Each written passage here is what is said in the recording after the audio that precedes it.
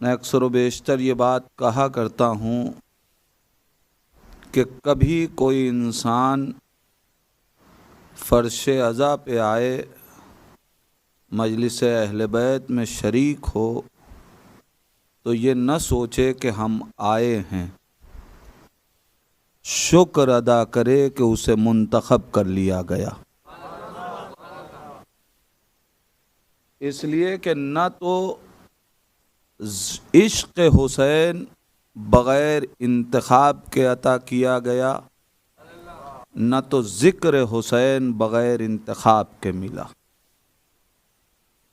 نہ کسی کو اہل بیت کا عشق بغیر انتخاب کے ملا، اور نہ تو کسی کو ذکر اہل بیت کی توفیق بغیر انتخاب کے ملی۔ اگر ہمارے دل میں عشق ہے تو بھی یہ شکر کا مقام ہے کہ ہمیں اللہ نے اس قابل سمجھا کہ ہمارے دل میں حسین کی محبت رکھی۔ اور یہ بات میں یوں ہی نہیں کہہ رہا ہوں، اور ظاہر ہے اس منبر سے میری کیا اوقات ہے کہ میں کوئی بات اپنی طرف سے عرض کروں، اور خدا نہ کرے کہ ایسی بات ہو۔ معصومین کی حدیث ہے اور ان کے کلام ہیں جن کو ہم اپنی زبان میں ادا کرتے ہیں۔ آپ دیکھیں ہمارے اور آپ کے چھٹے امام حضرت امام جعفر صادق علیہ الصلاۃ والسلام، اللہم صلی علی محمد وعلی، آپ ارشاد فرماتے ہیں بسم اللہ الرحمن الرحیم، اذا اراد اللہ بعبد خیرا،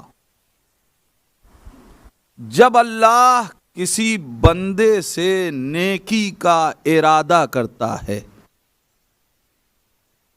توجہ چاہتا ہوں، نیکی کا ارادہ، اور وہ بھی کس کا ارادہ ہے؟ اذا اراد اللہ بعبد خیرا، جب اللہ کسی بندے سے نیکی کا ارادہ کرتا ہے تو یقذف فی قلبہ حب الحسین، تو اس کے دل میں حسین کی محبت اتار دیتا ہے۔ کلام معصوم ہے، یوں ہی گزرا نہیں جا سکتا۔ اذا اراد اللہ بعبد خیرا،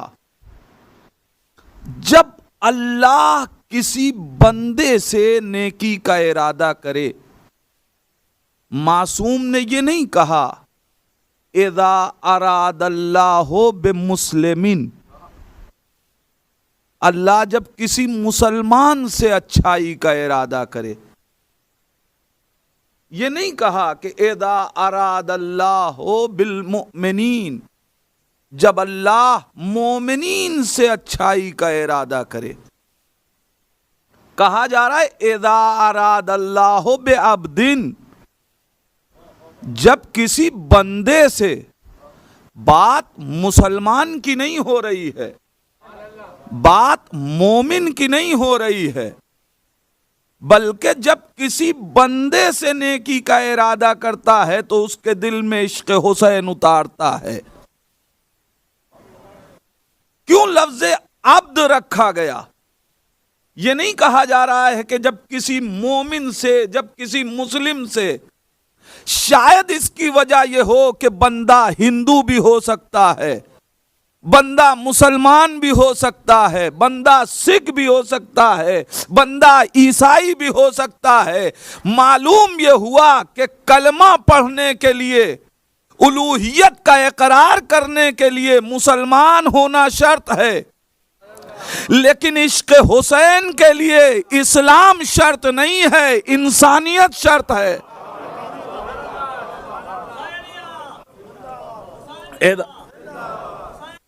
زندہ آباد، اللہم صلی علی محمد وعلی۔ عجیب حدیث ہے، اذا اراد اللہ بعبد،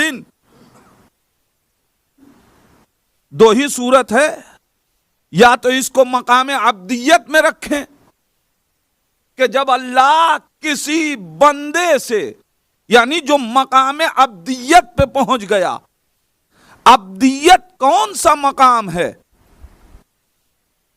وہ مقام ہے کہ جس کو خدا معراج عطا کرتا ہے۔ تو ظاہر ہے کہ ہم جیسے دلوں میں عشق حسین بتا رہا ہے کہ یہاں گفتگو اس مقام عبدیت کی نہیں ہے، اس لیے کہ اس مقام پہ ہم ہیں کہاں، لیکن عشق حسین ہے، لہذا یہاں عبد اس معنی میں تو نہیں ہو سکتا، تو عمومی معنی میں ہے، اور سب اللہ کے بندے ہیں۔ تو جب سب اللہ کے بندے ہیں تو عشق حسین جب کسی بندے کے دل میں اللہ اتارنا چاہے، یہ حدیث میں نے کیوں پڑھی؟ دلیل یہ ہے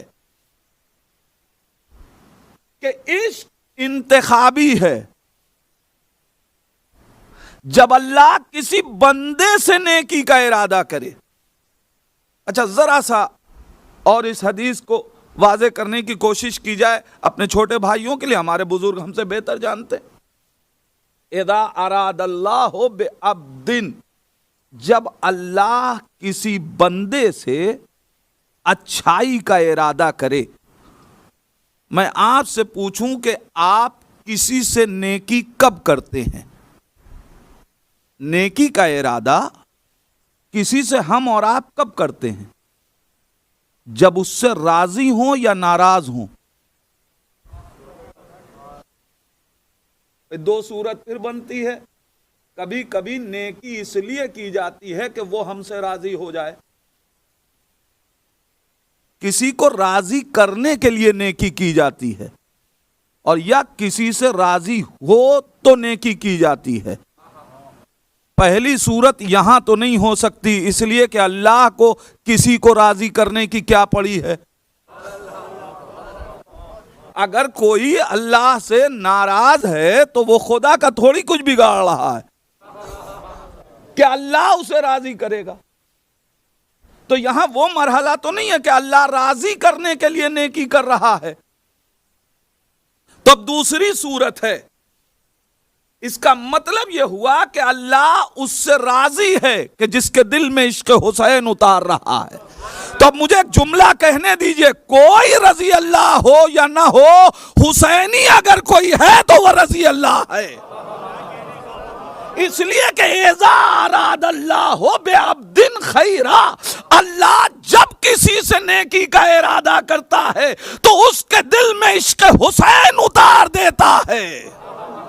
اس کا مطلب اللہ ہم سے راضی ہے، اور یہ بات اس حدیث سے بھی ثابت ہوتی ہے کہ جہاں رسول اسلام نے دعا کی، احب اللہ من احب حسینا، ایک صلوات پڑھ دے محمد و آل محمد۔